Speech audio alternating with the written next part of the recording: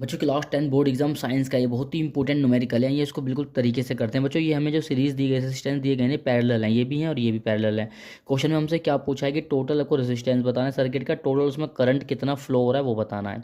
तो हमारे पास रेजिस्टेंस है बच्चों 5 रेजिस्टेंस है टोटल, एक है 10 ओम का, एक है 40 ओम का, 30 ओम का, 20 ओम का, 60 ओम का।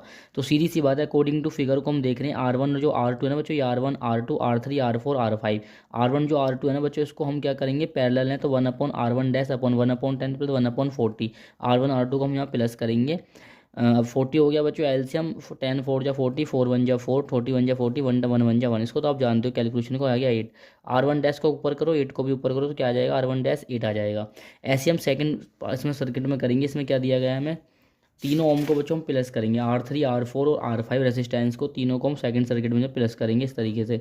एलसीएम क्या आ जाएगा बच्चों 60 आएगा, 30 से 2 टाइम गया, 2 1 जा 2, 20 से 3 टाइम, 3 1 जा 3, 60 से 1 1 1 जा 1।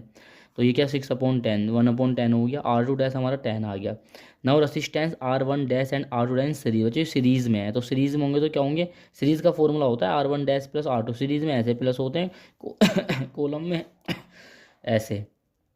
तो 8 + 10 क्या हो जाएगा, 18 हो जाएगा। ठीक है, ये हमारा रेजिस्टेंस आ गया। टोटल टोटल करंट पूछा है तो बच्चों आई बराबर क्या होता है, V/R होता है। V हमें दे रखा है 12 वोल्ट की, देखो डायग्राम में बैटरी लगी हुई है ये रही, ये 12 वोल्ट की बैटरी लगी है। V हमारा ये है, टोटल जो हमने R निकाला है वो हमारा ये है, तो ये 0.76 है, इसका आंसर हो गया। आई होप बच्चों ये क्वेश्चन आपको समझ में आ गया होगा। पेपर के लिए ऑल द बेस्ट।